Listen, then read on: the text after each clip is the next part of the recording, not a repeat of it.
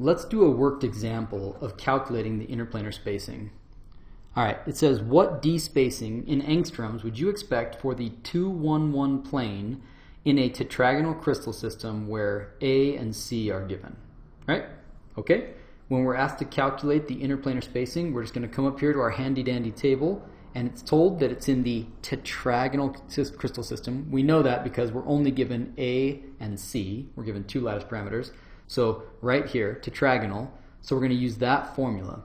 1 over d squared HKL is equal to h squared plus k squared divided by a squared plus L squared divided by C squared. That's slightly different than this, but it's mathematically equivalent. I just carried this through because I think it's easier.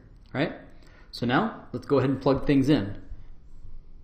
This is equal to 2 squared plus 1 squared over 3.644 squared, that's in angstroms, plus 1 squared divided by 5.201 angstroms squared. Okay?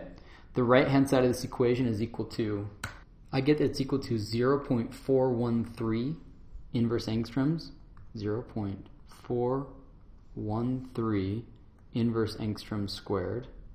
Okay? 1 over dHKL squared is equal to 0.413. Then we can solve for d for the 2, 1, 1 system by taking 1 over 0.413 and taking the square root. When I punch that in, I find that it's equal to 0.228 angstroms.